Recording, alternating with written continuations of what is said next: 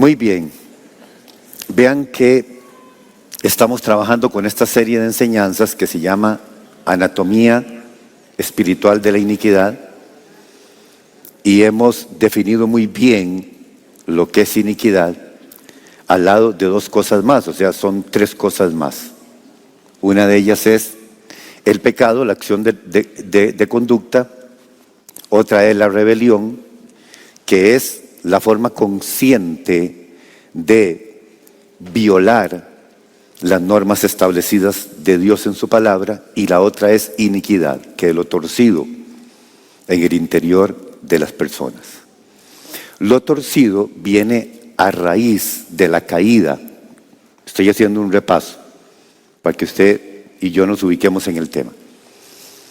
La iniquidad nace a partir de la rebelión.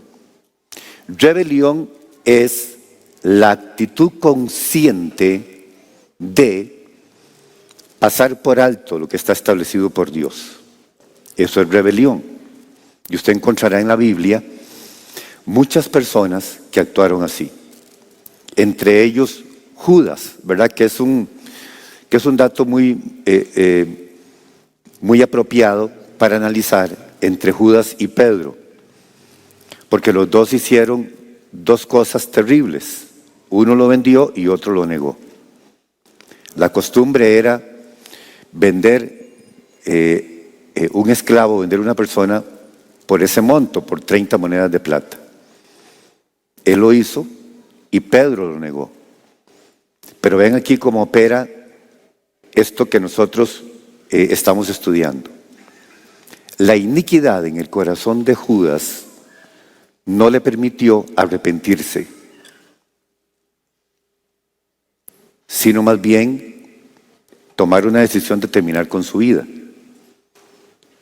Hay una serie de, no me voy a quedar aquí en esto, pero es que a mí me llama mucho la atención todas estas cosas y yo las estudio, porque algunos actores y algunos escritores quieren presentar a Judas como un siervo, ¿verdad? Quieren presentar a Judas como que Judas fue utilizado por Dios para eso, mas no es así.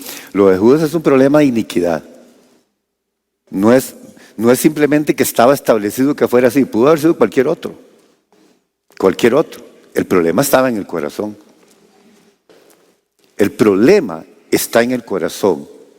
Ahí es donde está el problema. El caso de Pedro, actuó terriblemente en rebelión contra el Señor, sí, pero el corazón de Pedro lo llevó al arrepentimiento. Y por eso, aunque Pedro no era visto entre los discípulos, ¿verdad? Porque hay una expresión en la Biblia, ve y dile a los discípulos y a Pedro. O sea, ya Pedro estaba excluido del discipulado del Señor Jesús. Sin embargo, cuando usted estudia el último capítulo de Juan, usted ve la restauración de Pedro y usted observa el corazón de Pedro, porque Pedro se quebrantó. Y esta es la palabra clave para hoy, porque hoy voy a hablarles del quebrantamiento. Pedro sufrió quebranto y me gustaría que fuéramos ahí un momentito para que ustedes vean. Vaya conmigo al libro de Juan y examinemos en el libro de Juan esto tan maravilloso que sucedió aquí, que tiene que ver con nosotros en este momento y que definitivamente, hermano, el Espíritu Santo nos habla a todos acerca de esto. Vaya conmigo al 21:15 de Juan. Juan capítulo 21, versículo 15. Recuerde que Pedro niega a Jesús 3 veces. O sea, articula con su boca que no lo conoce. Jesús se quedaba a dormir en la casa de Pedro. Pedro se constituyó en uno de los amigos más cercanos de Jesús. Y sin embargo, en el peor momento, en el momento en que uno necesita más el respaldo de un amigo, Pedro lo negó 3 veces. Antes de que el gallo cante, me negarás 3 veces. Recuerden que no fue un gallo de esos que cantan en el patio. No, es otra interpretación. No era que había un gallo ahí atento, ¿verdad? Que la gente piensa que era un gallo de verdad. Pero ya yo eso lo he explicado, no me voy a meter ahí. Juan 21:15 dice: cuando hubieron comido, Jesús dijo a Simón Pedro: Simón, hijo de Jonás, ¿me amas más que estos? Le respondió: sí, Señor, tú sabes que te amo. Él le dijo: apacienta mis corderos. Volvió a decirle la segunda vez: Simón, hijo de Jonás, ¿me amas? Pedro le respondió: sí, Señor, tú sabes que te amo. Le dijo: pastorea mis ovejas. 17, le dijo la tercera vez: Simón, hijo de Jonás, ¿me amas? Pedro se entristeció de que le dijese la tercera vez: ¿me amas? Y él respondió: Señor, tú lo sabes todo. Tú sabes que te amo. Jesús le dijo: apacienta mis ovejas. De cierto, te digo, cuando eras más joven, te ceñías e ibas a donde querías. Mas cuando ya seas viejo, extenderás tus manos y te ceñirá otro y te llevará donde no quieras. Esto dijo dando a entender con qué muerte había de glorificar a Dios. Y dicho esto, añadió: sígueme. O sea, Jesús aquí le estaba hablando a Pedro acerca de su muerte. La historia dice que Pedro fue crucificado al revés, con la cabeza para abajo. Y aquí, en este versículo, el Señor le da indicaciones a Pedro. Pero ven ustedes que 3 veces el Señor está restaurando la condición de maldición en que había caído Pedro. Pedro lo negó 3 veces y aquí el Señor Jesús, vean lo importante que es el poder de las palabras. Aquí el Señor Jesús lo hace desdecir aquella condición de maldición de Pedro, haciéndolo de nuevo expresar, articular 3 veces: Pedro, ¿me amas? Pedro, ¿me amas? Es deshaciendo la maldición de haberlo negado 3 veces. Por cada vez que Pedro lo negó, ahora el Señor Jesús provoca que Pedro lo confiese para que Pedro sea libre de la maldición. Esto es tremendo, hermano, y esto es importante poder entenderlo, porque a veces hablamos irresponsablemente, pero de cada palabra que hablen los hombres tendrán que dar cuenta, dice el Señor Jesús en Mateo 12:36. Así que hay que cuidarse mucho de lo que uno habla, y hay que cuidarse mucho cómo usted le habla a sus hijos, y hay que cuidarse mucho de qué dice usted acerca de usted. ¿Por qué razón? Porque de toda palabra que hablen los hombres tendrán que dar cuenta. Y aquí Pedro está dando cuentas y el Señor lo está llamando con misericordia, al igual que nos llama a nosotros con misericordia, porque el Señor hace lectura del corazón y el Señor conoce los corazones. No es cuánto le hayas fallado al Señor, porque si fuera por eso todos estaríamos desechados, sino hasta dónde el corazón llega a entender su condición para volverse a Dios, cosa que no logró Judas por su iniquidad. Por eso cuando hablamos de iniquidad y hablamos de quebrantamiento, hay que poner atención, porque nosotros todos hemos sido lavados con la sangre de Cristo. Y usted tiene que tener la convicción en esta mañana, mientras yo estoy aquí hablando, que usted es un hijo de Dios, una hija de Dios. Que usted comete errores todos los días, porque en esta condición humana no vamos a dejar de cometer errores todos los días. Por eso el Espíritu Santo está trabajando en nosotros. ¿Qué es lo que está haciendo el Espíritu Santo? Una obra de santificación progresiva. Diga conmigo, progresiva. La santificación en nuestra vida es progresiva. El Espíritu Santo está trabajando conforme usted se lo permita. La salvación es instantánea, el perdón es instantáneo, la justificación es instantánea. Una persona se arrepiente y recibe a Cristo, tiene entrada al cielo inmediatamente. Pero la santificación en nuestra vida es un proceso de Dios. Y por eso Dios permite que nosotros pasemos por diferentes situaciones en la vida. Se llaman los procesos de Dios. Dios está trabajando en el quebranto de nuestro yo. ¿Oyó bien? En el quebranto. Dios trabaja en el quebranto. Dios nunca podrá trabajar en la altivez. Qué interesante esto, ponga bastante atención. Nunca podrá trabajar en el orgullo. Al orgulloso, el Señor Jesús lo ve de lejos, dice la palabra. Lo ve allá, lo deja allá quedito. Al altivo lo mira de lejos. Pero el corazón humilde lo atiende, dice la palabra. Y aquí es donde está la clave. Y es por eso esta obra del Espíritu Santo que es interior, es interna en nosotros. Si yo le dijera a usted, hágame un ensayo de las cosas que usted ha pasado en su vida, no sé cuántas hojas le saldrían de ese ensayo. Pero entre todo lo que usted escribiría, usted me escribiría las cosas que en su vida usted ha pasado, que ahora uno las entiende, que gracias a Dios a eso que uno pasó, que lloraste mucho, que la pasaste mal tal vez, que pensaste que no ibas a salir de eso, que pensaste que eso te iba a dejar marcado el resto de tu vida.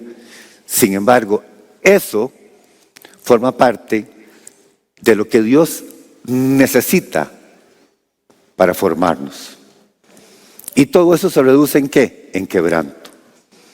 No puede haber obra de Dios sin quebranto. Tome en cuenta esto. Dios está trabajando todos los días en que nosotros tengamos quebranto delante de Él. Porque una persona que se considere que está bien siempre, Dios no puede trabajar en ella. ¿Y cómo puede Dios trabajar en una persona que siempre diga, no, yo estoy bien así como estoy? Hace y deshace en su vida, pero siempre dice, no, yo así como estoy bien. Escucha la palabra, pero en su interior dice, no, eso no es para mí, yo estoy bien. Vive actuando incorrectamente y sabe que hay una raíz torcida dentro de su vida, pero sigue pensando que así como está bien, porque se autojustifica. Y quien se autojustifica le pone una pared a Dios para trabajar. Dios no puede trabajar en una persona que se autojustifique, que piense que todo en su vida está bien. Es casi como uno pensar que no se equivoca o que no comete errores.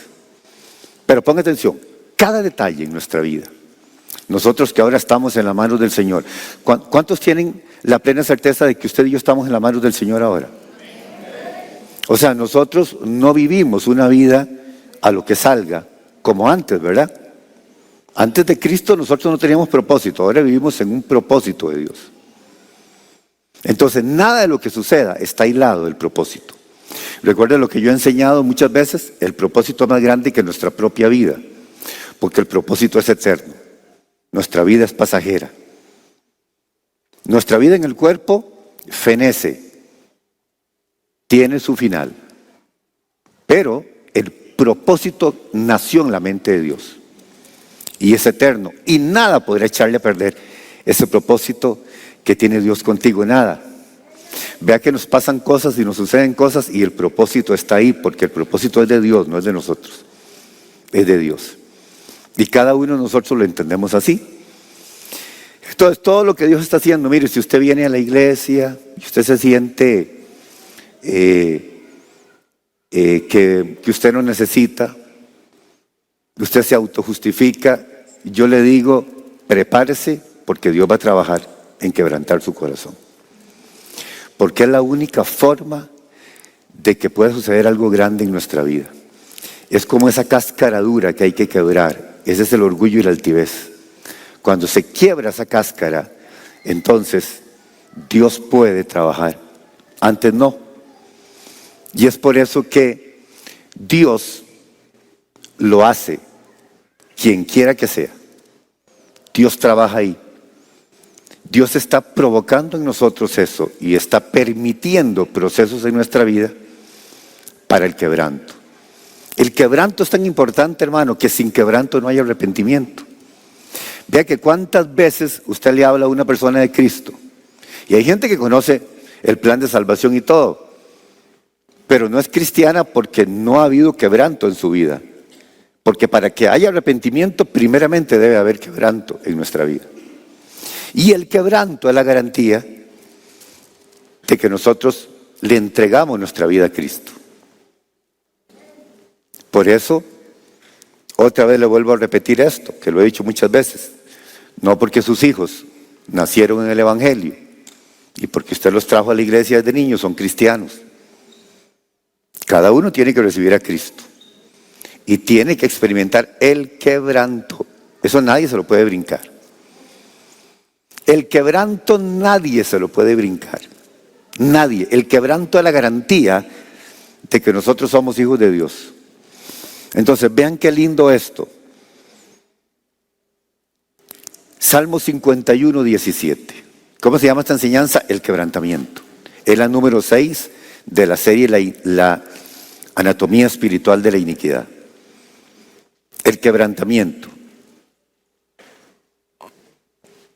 Salmo 51, 17.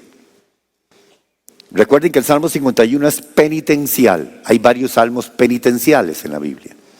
Este es uno de ellos y quizá el salmo más significativo para estudiar cuando se trata de quebranto. Porque este salmo es una expresión de arrepentimiento de David después de su caída. David comete el pecado de adulterio y el pecado de homicidio calificado. Que eso ya lo sabemos. Él quiso en su corazón ocultar aquello, mas sin embargo Dios mismo provocó que él expresara y se diera cuenta que lo que había hecho era algo terrible delante de Dios, pero inmediatamente entonces lo cubre la misericordia. ¿Cómo lo cubre? Por el corazón de David. Vean lo que dice el versículo 17. Los sacrificios de Dios. Los sacrificios de Dios. ¿Por qué habla de los sacrificios? Porque la gente traía y ofrecía sacrificios adelante, a veces sin conciencia de pecado. El que era más pudiente podía traer el mejor animal, el animal sin defecto, el más gordito, el sano y todo, y lo presentaba y lo degollaba al frente. Y la sangre corría y era garantía del perdón de pecados, pero quizás sin quebranto. Porque mucha gente ofrecía sacrificios para el perdón de sus pecados, pero salía igual, sin quebranto. Cuando la Biblia habla de la grosura, por eso es tan interesante el tema de la grosura, que es una gran enseñanza. Cuando la Biblia habla de la grosura, es que la grosura del animal, o sea, la parte gorda del animal, que era lo que Dios prefería, se quemaba lentamente. Y el hecho de que se quemara lentamente significaba meditación y quebranto delante de Dios. Porque la persona se quedaba ahí hasta que aquello se consumiera, ese sacrificio se consumiera delante del Señor. No sé cuánto tiempo podía durar, horas podía durar ahí. Y esas horas en que la grosura estaba siendo consumida, era el tiempo de meditación de la persona, de una revisión interior de la persona delante de la presencia del Señor. Entonces por eso es una enseñanza muy bonita, pero por eso el sacrificio, por eso la ofrenda de Abel fue aceptada con beneplácito de parte de Dios, mientras que la de Caín no, porque la ofrenda de Abel fue una ofrenda de grosura. Y entonces eso estaba revelando el corazón que tenía Abel. Era alguien que amaba la presencia de Dios. Era alguien que amaba el quebranto. Mientras que la ofrenda de Caín fue una ofrenda en especies de vegetales. Y ahí no hay grosura. No era una ofrenda de sangre. Era una ofrenda que pasaba inadvertida. Pero vean qué interesante esto. Por eso la ofrenda de Caín hasta el día de hoy habla su testimonio y es mencionada en el Nuevo Testamento. Porque la ofrenda de Caín fue una ofrenda de grosura. Y la grosura está relacionada con el quebranto. Por eso Dios ama la grosura, que era la grasa del animal. Por eso Dios pedía un animal engordado y sin defecto. Porque la grasita era lo que duraba tiempo en consumirse. Y la Biblia dice así, que el olor de la grosura no era que a Dios le satisfacía el olor a grasa o el olor a carne, sino que eso tiene un significado espiritual impresionante. Tiene que ver con quebranto. Tiene que ver con un análisis interno de nuestra vida. Tiene que ver entonces con entender que no soy autosuficiente, que necesito todos los días el auxilio del Señor. Y necesito que el Espíritu Santo me confronte y necesito que el Espíritu Santo siga haciendo todos los días esa obra de santificación sin detenerse. Por eso es lo que dice el 17, los sacrificios de Dios. Los sacrificios de Dios son el espíritu quebrantado. Y el espíritu quebrantado tiene que ver con prolongación en la presencia de Dios. El espíritu quebrantado tiene que ver con tiempo delante de Dios. No a la carrera. ¿Se da cuenta? A veces hacemos las cosas a la carrera. Venimos a la iglesia a la carrera. Todo lo hacemos a la carrera. Oramos a la carrera. Leemos la Biblia a la carrera. Cantamos a la carrera. Venimos a la iglesia viendo el reloj. Porque a la carrera me tengo que ir. Eso no es quebranto. Quebranto tiene que ver con tiempo con Dios. Quebranto tiene que ver con la capacidad de entender que le necesito a Él y que sin Él nada puedo hacer. Pues si yo vengo a la iglesia y lo que paso es hablando durante toda la reunión, viendo el teléfono, contestando mensajes, revisando las redes sociales y un montón de cosas más que hace la gente mientras está predicando la palabra, eso está lejos del quebranto. Y ve que son cosas triviales y pequeñas que tienen que ver con reverencia al Señor. Todo está ligado. Todo está ligado.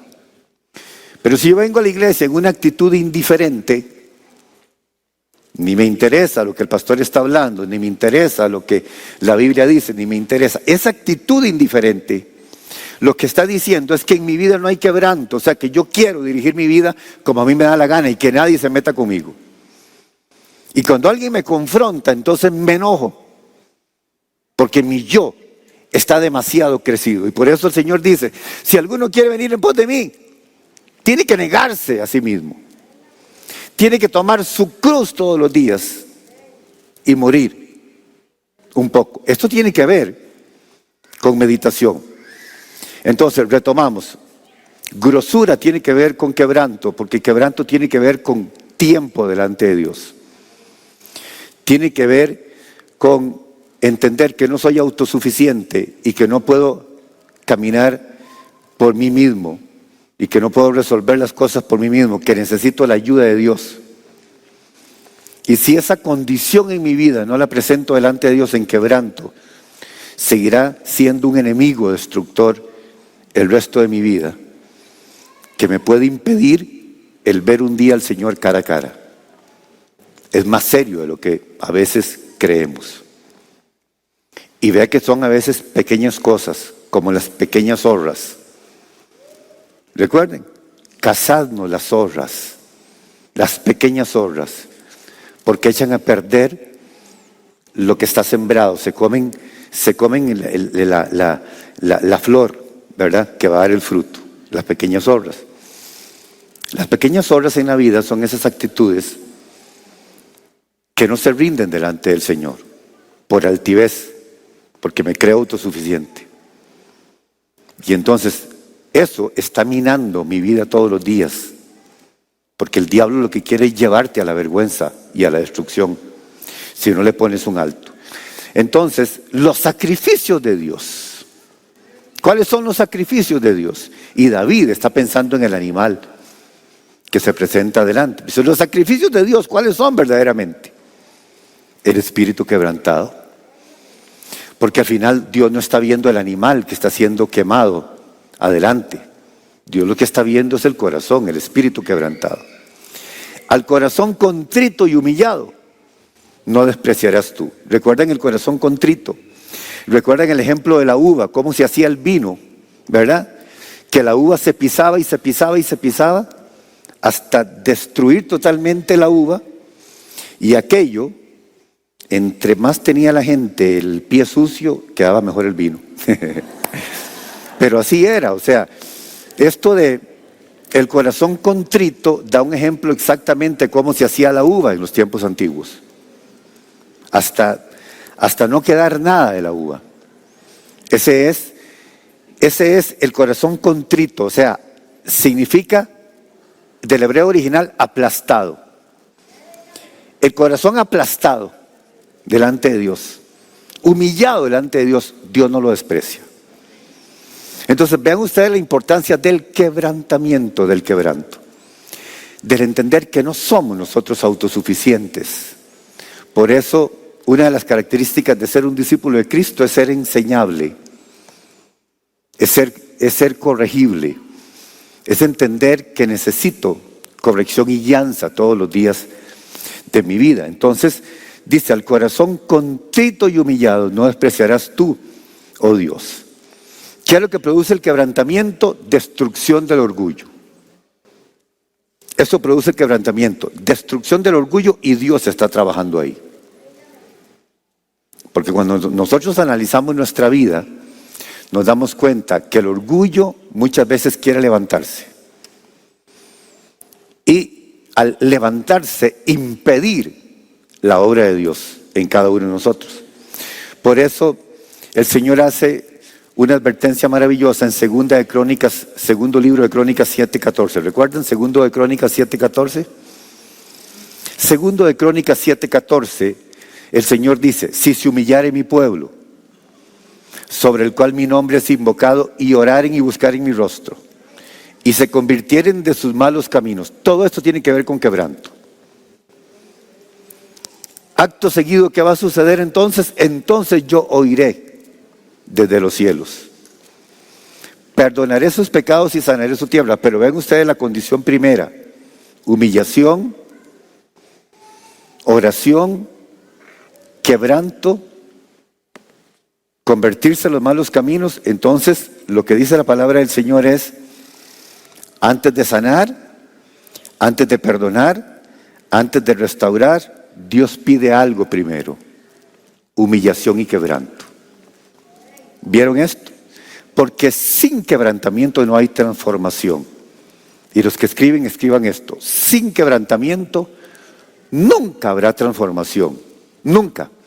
Esa es la clave. Mire, usted puede asistir a la iglesia, usted puede cantar, usted puede servir, usted puede saberse la Biblia de Génesis hasta mapa si quiere. Pero sin quebrantamiento no hay transformación. Si no hay quebrantamiento, la iniquidad, que es lo torcido, sigue intacta. Está operando sin quebrantamiento. Y a veces ni siquiera nos damos cuenta.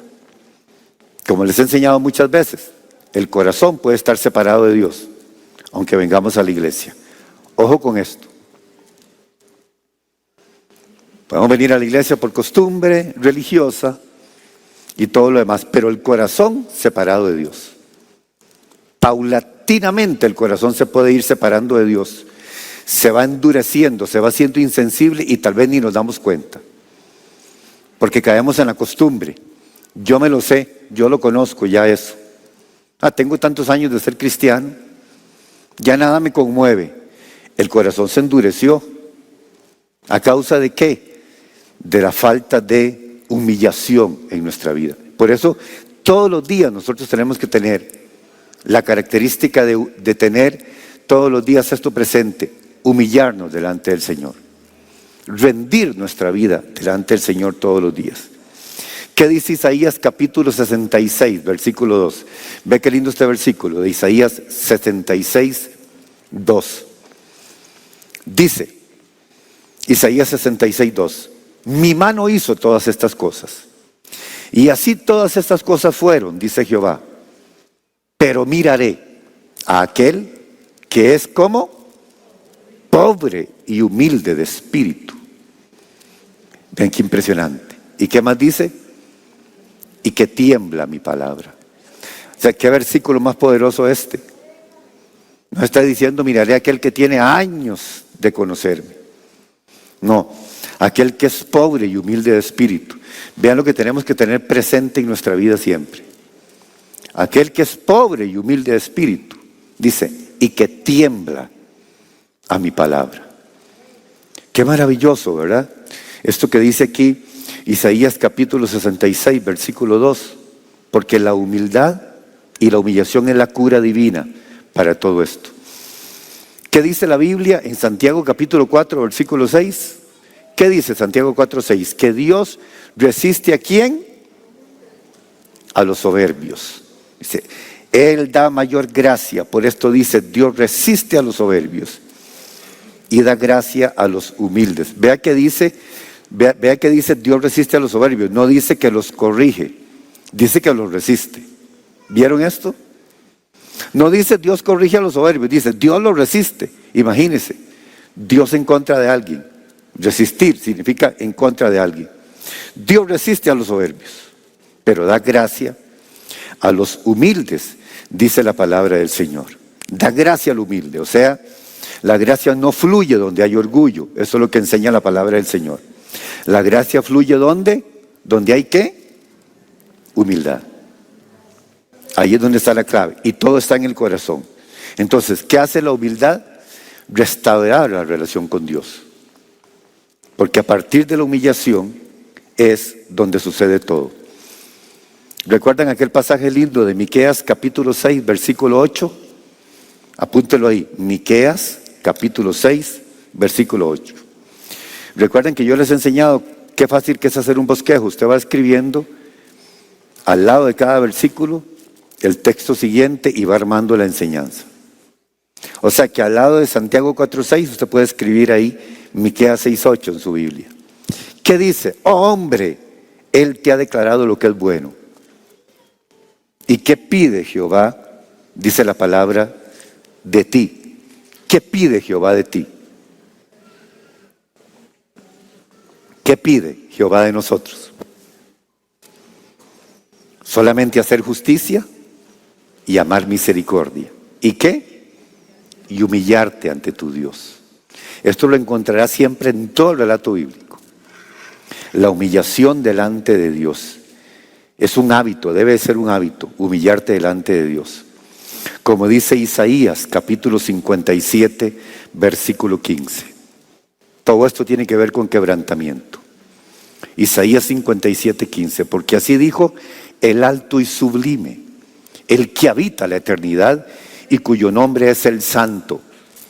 Yo habito en la altura y la santidad, y con el quebrantado y humilde de espíritu, para hacer vivir el espíritu de los humildes y para vivificar el corazón de los quebrantados. Vea, yo habito con el quebrantado y humilde de espíritu. Dios no habita en estructuras, ¿vieron? Habita con el quebrantado.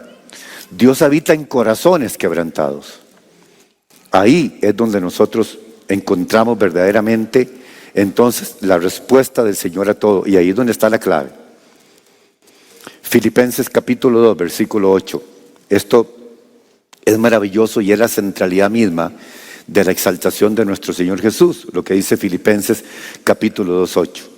Refiriéndose al Señor Jesús dice, y estando en la condición de hombre, se humilló a sí mismo, haciéndose obediente hasta la muerte y muerte de cruz. Esto es lo que en teología se conoce como la kenosis, ¿verdad? Estando en la condición de hombre se humilló a sí mismo, pero en el griego original es se vació de su gloria. Jesús, estando en la condición de hombre, se vació de su gloria. Era la única forma de que luego viniera la exaltación del Padre. Entonces el verbo conjugado es kenun. El verbo es kenosis, la kenosis. El kenun se vació. Kenun en el griego original se vació. Es mucho más que lo que dice la versión Reina Valera. Porque nos dice se humilló a sí mismo y está bien. Pero en el griego original es se vació totalmente de su gloria humana.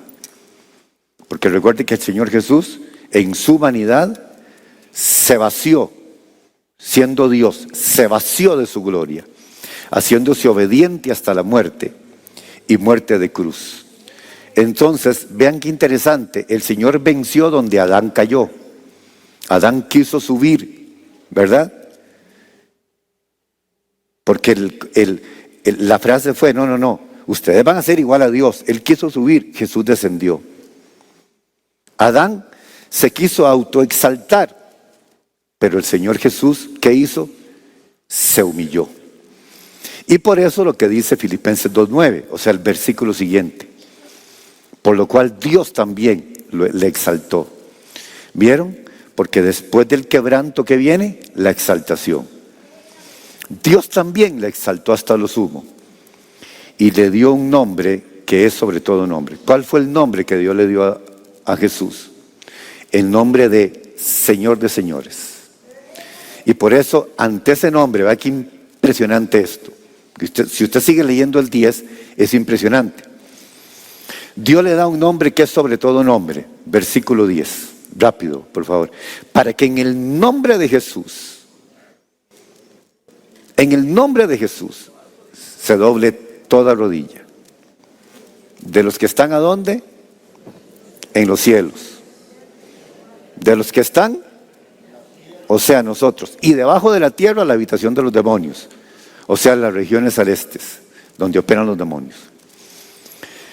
Lo que dice la Biblia es que los demonios, cuando oyen el nombre de Jesús el Señor, tienen que caer de rodillas. ¿Consecuencia de qué?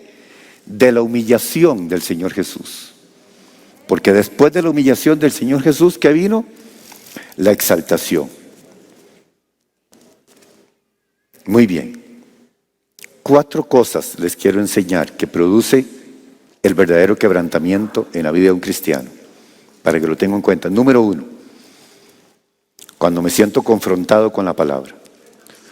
Cuando la palabra me confronta, entonces es un paso al quebranto. Hebreos capítulo 4, versículo 12. Porque la palabra de Dios es como ¿qué? Como espada de 2 filos. Es viva y eficaz. ¿Qué significa que la palabra de Dios es viva y eficaz? Que siempre sigue estando a la altura de tu necesidad. Es viva. Es viva. Está produciendo vida. Es viva y es eficaz.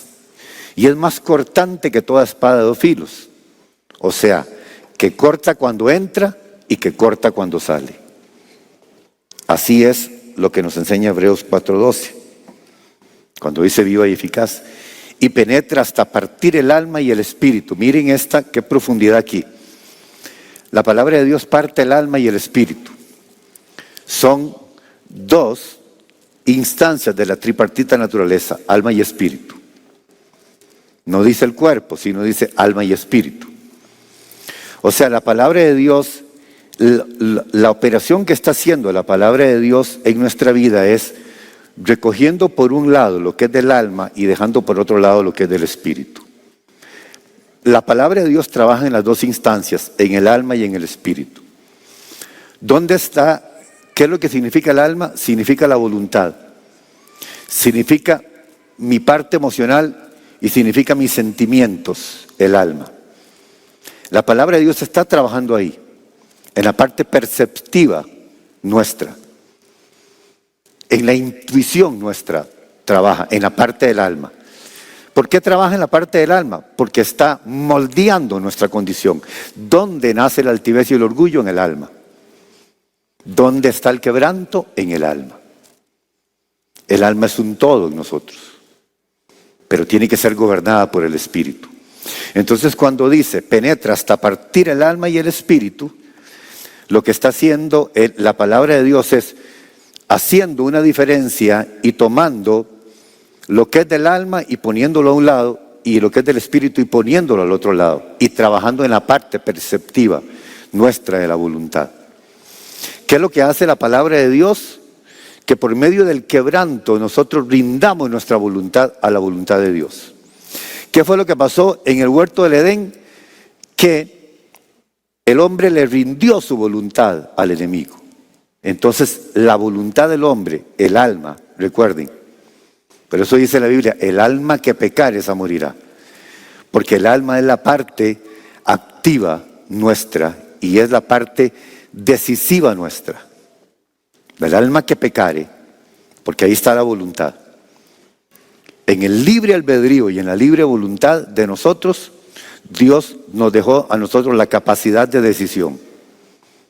Es el alma. ¿Qué es lo que hace la palabra de Dios? Trabajar ahí en el alma. ¿Para qué? Para que tu voluntad no sea rendida al enemigo.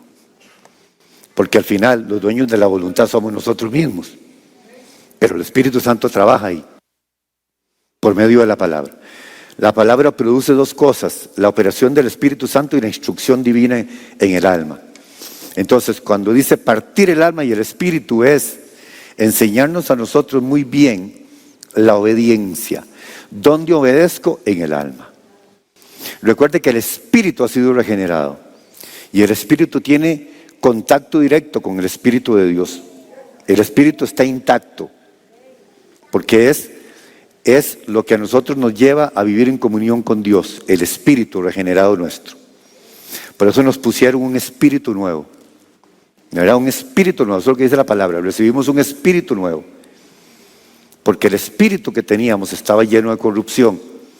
Y cuando la Biblia dice una naturaleza nueva, que tiene que ver con la naturaleza de Cristo, fue que nos pusieron un espíritu nuevo. O sea, nos hicieron una persona nueva. No fue que nos arreglaron un poco la vida, nos hicieron totalmente nuevos. No nos pusieron un parche ni un remiendo, te hicieron nuevo. Nuevos pensamientos, nuevas preferencias, nuevo estilo de vida, nuevo todo, porque nos pusieron un espíritu nuevo. Entonces, ahí no hay problema si el espíritu gobierna, pero la palabra de Dios está trabajando ahí, en el alma y en el espíritu. Dice, las coyunturas y los tuétanos. Coyunturas son las partes que unen, ¿recuerdan? Y los tuétanos lo que hace que la comunicación entre los huesos sea perfecta, hablando en términos físicos. Coyunturas y los tuétanos, cuando lo traes al plano espiritual, está hablando de una perfecta conducción en el idioma espiritual en nuestra vida. O sea, que la palabra de Dios no se disemina en el camino, sino que la palabra de Dios en cada área de nuestra vida que nosotros necesitamos que trabaje, sea efectiva.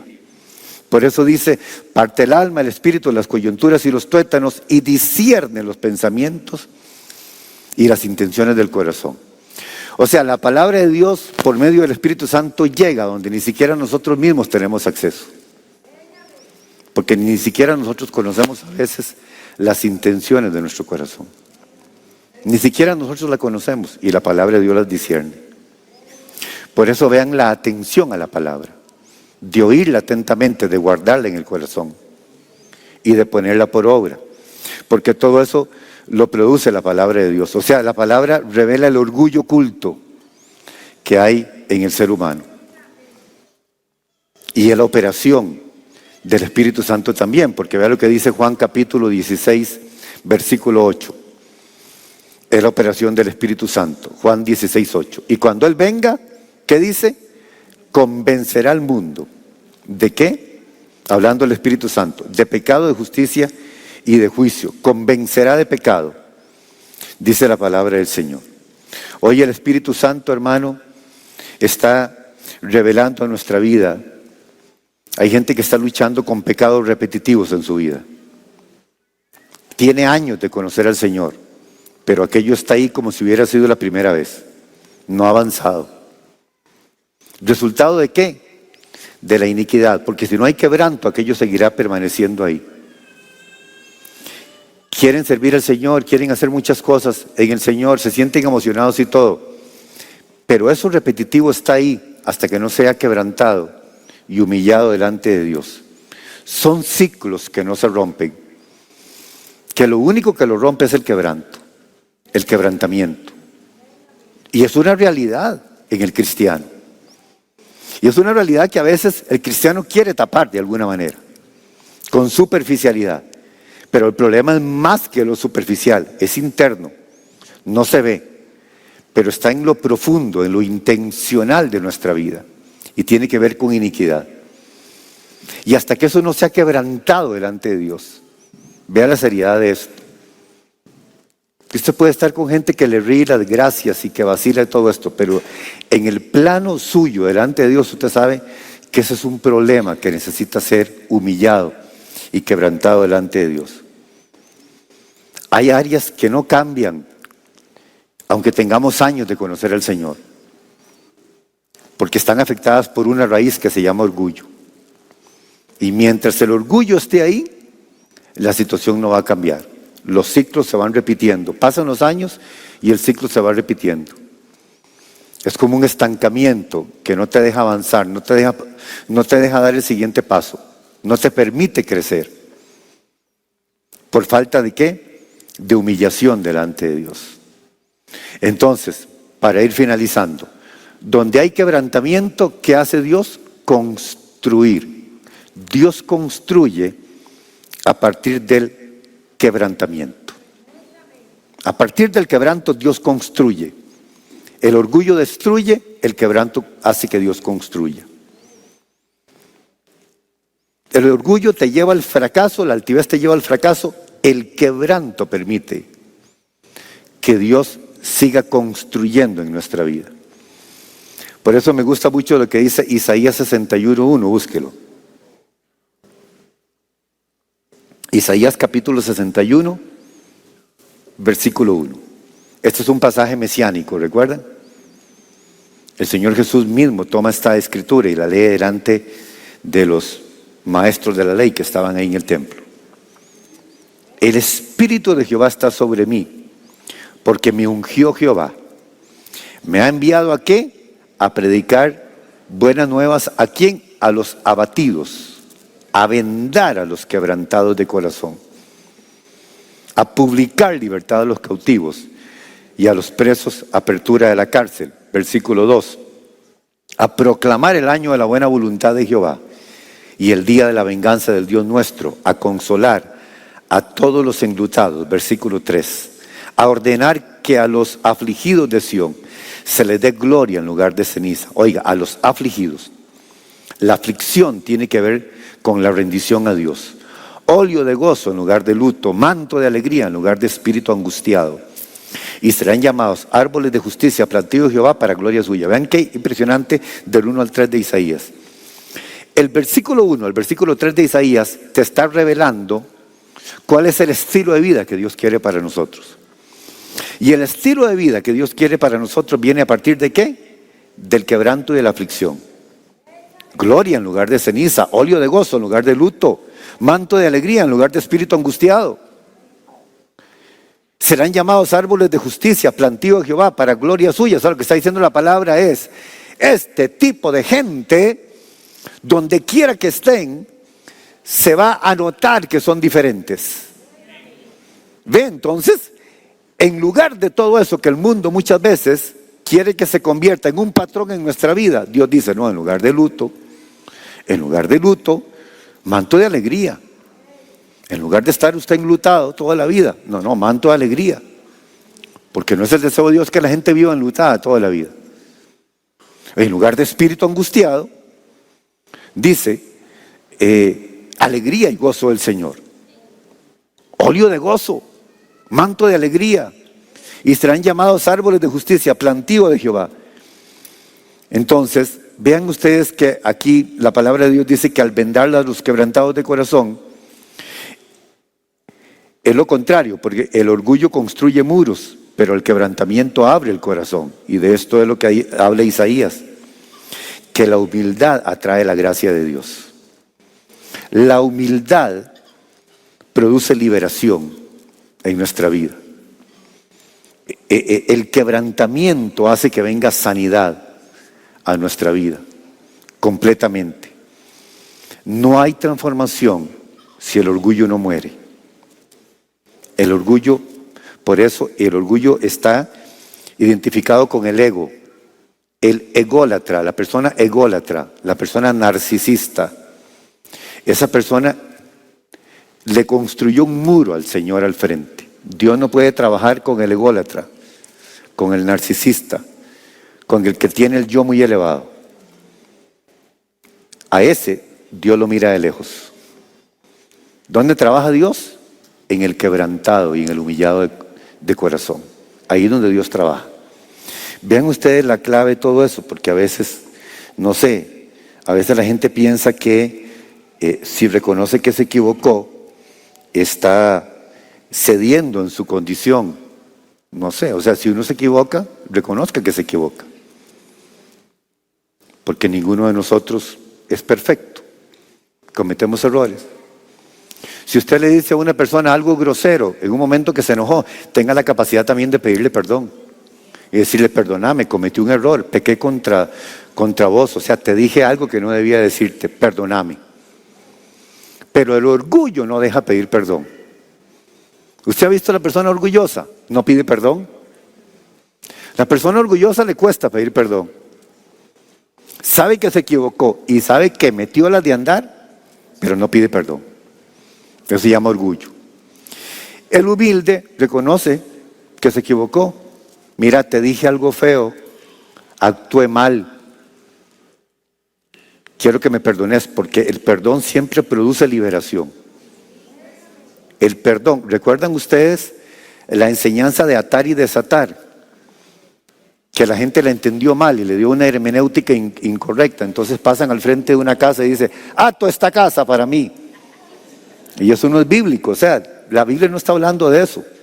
Pero los malos predicadores enseñan eso, del atar y desatar. Entonces la gente pasa y entonces: ato esta casa y ato esto. Y el Señor no está hablando absolutamente nada de eso. Si usted lo analiza muy bien, Él está hablando a Pedro cuando habla de esto. Hay dos ocasiones que el Señor habla sobre el atar y desatar. Atar en el griego original es que algo permanezca cautivo. Atar, algo encadenado. Desatar es dejar libre. Y todo lo que ates en la tierra será desatado en el cielo, y todo lo que se desates en la tierra será desatado en el cielo. Está hablando del perdón. El perdón desata, el perdón deja libre. La falta de perdón hace que el corazón permanezca cautivo en el orgullo y en la altivez. Cada vez que te hacen algo y no perdonas, la gente anda pidiendo perdón, pero el que tiene esta capacidad ni siquiera necesita que le pidan perdón. Cuando usted tiene la capacidad de humillarse, de ser humilde, vea, estos son valores de la vida. Valores que se adquieren en la vida por la obra del Espíritu Santo. Ponga atención a esto. Cuando usted sufre un agravio, ¿qué es un agravio? Que le hacen un daño. El daño se hace de diferentes maneras. A veces las palabras dañan más que los hechos. Los hechos mismos. Los corazones malos de las personas. Cuando usted siente: mira, fulano tal, lo que quiere es hacerme daño verdaderamente. Y antes de que esa persona a usted ni siquiera, porque tal vez nunca lo va a hacer, porque el orgullo no lo deja pedirle perdón, pero antes de que esa persona le pida perdón, ya usted decidió perdonar en su corazón. Usted lo dejó libre. Ahora, el hecho de que usted lo haya dejado libre no significa que aquella persona no va a pagar las consecuencias de la maldad del corazón que tiene, pero en el caso suyo, usted se liberó. Y usted no tiene obstáculos en su vida delante de Dios. Allá la persona con las consecuencias de su vida por lo que haga, porque el que tiene un corazón malo, las consecuencias de un corazón malo va a acarrear. Eso se lo aseguro en un 100%. Le aseguro en un 100% que el que actúa mal tendrá consecuencias. De eso no se quita pero absolutamente nadie. Nadie, pero nadie. Ahora, la capacidad nuestra es soltar, dejar libre. Y una de las mejores definiciones del perdón es recordar sin dolor. Cada vez que recuerdas sin dolor, perdonaste. Cada vez que recuerdas y sigue el dolor en tu corazón, no has perdonado. Y el único que se daña al no perdonar somos nosotros mismos. Porque dicen, no perdonar es tomarse todos los días un veneno pensando que le está cayendo mal a la otra persona, y el veneno te lo estás tomando vos mismo. Entonces vean ustedes la capacidad del perdón, que el perdón está relacionado con el quebranto. El Señor tuvo la capacidad de perdonar en la cruz cuando dijo: Padre, perdónalos porque no saben lo que hacen. ¿Qué pasa si el Señor Jesús hubiera muerto en la cruz del Calvario lleno de resentimiento por lo que le estaban haciendo? Posiblemente la obra de la redención no se hubiera consumado. Pero el Señor Jesús mismo en la cruz dijo: Padre, perdónalos porque no saben lo que hacen.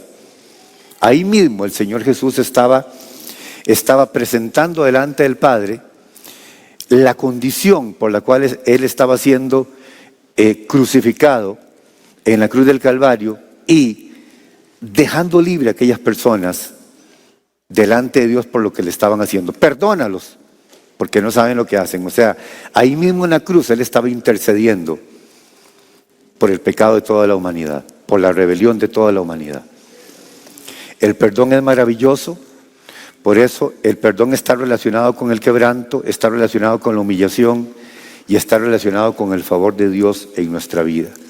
Siempre que haya reconocimiento de que necesitamos la intervención de Dios, de que no somos autosuficientes, de que usted necesita la instrucción de Dios para enseñar a sus hijos, para ser ejemplo a sus hijos, para que sus hijos vean un modelo y un patrón en su vida. Porque la desgracia más grande es que los hijos sigan un patrón de iniquidad de sus padres. Porque aunque la iniquidad no se hereda, tiene patrones. Y esos patrones los hijos lo están viendo. Usted sabe que los hijos están haciendo lectura desde que están chiquititos, de los padres. Y eso se convierte en un patrón a seguir. Entonces pues los hijos dicen, ¿y por qué es que este muchacho me salió así? Porque está siguiendo un patrón desde niño. Ese patrón ha sido un derrotero que los padres le han marcado desde pequeñito. A veces se dicen cosas delante de los hijos que no se deberían de decir. Se actúa delante de los hijos de una manera irresponsable que no se debería actuar. Usted ha visto lo que dicen las estadísticas. Cuando un hijo vio dentro del hogar violencia doméstica, él se convierte también en un agresor, porque ese fue el patrón que vio. Así todo en la vida. Por eso esta enseñanza habla de mucha responsabilidad a los padres, los que están criando hijos. Tendrán que dar cuenta a Dios de eso, ¿verdad? Por eso estas enseñanzas lo que revelan es, de parte del Espíritu Santo, que todos estamos a tiempo de tomar rutas diferentes en nuestra vida y de entregarle al Señor eso. Porque la herencia que usted le puede dejar a los hijos no es ni dinero ni casas, sino son buenas costumbres, una manera de caminar correcta, agradando a Dios, haciendo lo correcto delante de Dios. Patrones correctos y patrones dignos de imitar. Ese es el mayor de todos los tesoros que un papá y una mamá le pueden dejar a los hijos. Cuando los hijos viven dentro del seno familiar en un puro pleito, en una pura discusión de sus padres, ustedes lo que están acarreando para ellos es maldición y caminos torcidos en su vida. Porque si ni siquiera la obra de salvación operó en sus papás, para ellos eso va a ser algo ya irrelevante en su vida. No buscarán el bien de su vida por ahí, porque hicieron lectura que en los padres de ellos fracasó eso por irresponsabilidad. Lo buscarán afuera, en el mundo, lo buscarán en formas torcidas, por los patrones irresponsables que sus padres les enseñaron. Todo eso tiene que ver con la raíz de maldad que está ahí. Y termino con esto: rompa patrones en su vida de sus antepasados.